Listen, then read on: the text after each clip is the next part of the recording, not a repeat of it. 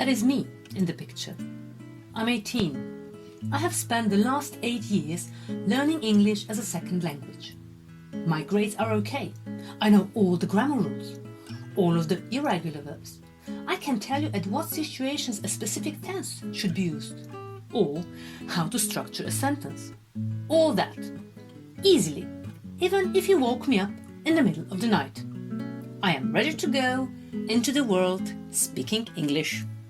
But, honestly, am I really ready? I'm 18, out in the world. I'm in England. I stand in front of my landlord, looking at my feet, all embarrassed, unable to answer his question. It is not that I don't know what he said. It's just, all I can think of is, which tense should I use? What's the appropriate verb?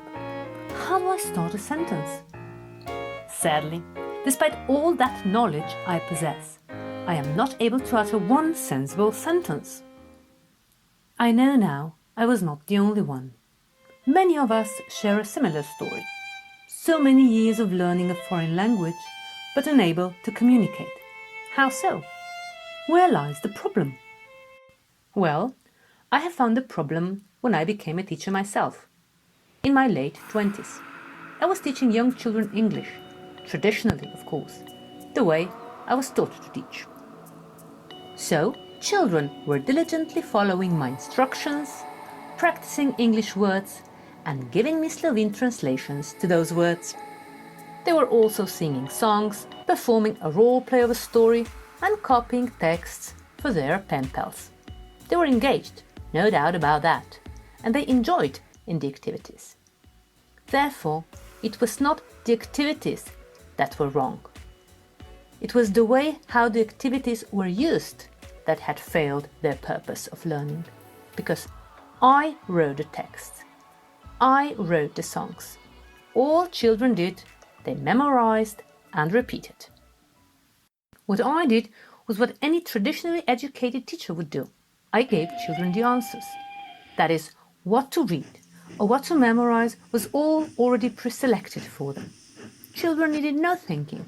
They were not encouraged to discuss the problems, because all the problems were solved for them.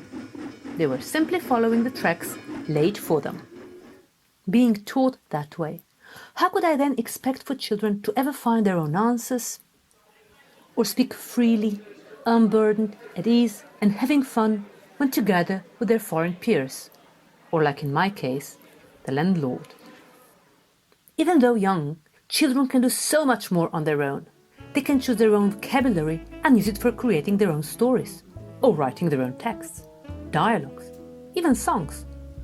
All we need to do is show them strategies on how to use the learned vocabulary. With a model of teaching called Project-Based Approach, PBA for short, we teach children strategies on how to learn and use the learned knowledge. The 5 steps of the PBA are all wrapped around a story. Through those steps, we use the language for conversation, exchanging information, that is, by addressing children's way of understanding. How? Well, since their socialization and communication skills, as well as the ability to understand abstract concepts, are still weak at that age, we employ children's sensory, motor, and tactile skills to help them convey and understand the message. In children's world, everything is connected. Let me explain it to you visually. Let's have a look at this picture. It's a sunny day, not that hot, since the man is wearing long sleeves and trousers, probably autumn. He's a farmer and is planting seeds so that they will have some food, or maybe they will sell it. So on and so on and so on. This is how children see the picture. They never analyze a picture in a way an adult would, seeing the shades of the colors or the technique the picture was painted in. If we want them to see the picture this way, the adult way, analytically, we have to guide them to see what we see by asking questions. Questions like, what do you see in those circles? What do you think that is? There are many answers to one question, or to one circle as it is visually presented here, can be different colors or different objects, could even be the use technique. As children learn those parts, we then teach them how to use those parts in a new project. Let us turn the explained approach into language learning. The first step is to give children content where everything is connected. The PBA introduces the content through storytelling using a picture book. In that story, everything is connected, exactly the way how children like it and, most importantly, they understand it. In the second step, we point out the plot, the topics, and the vocabulary in the story. Children then create an individual story, similar to the original, through the activity called doodling. Their story is, of course, a picture, and the vocabulary is changed according to their individual plot. In the third step, the language with their chosen vocabulary is practiced through various types of social games where peer interaction is of paramount importance. Lastly, when the language from the original and their stories is learned, we show children ways how to use that knowledge, mostly vocabulary, in a text, presentation, song, or in a play. Therefore, instead of traditional reproduction of teachers' instructions, the PBA engages children in their active learning process where they communicate, give their own ideas, choose their own vocabulary, and engage with their peers.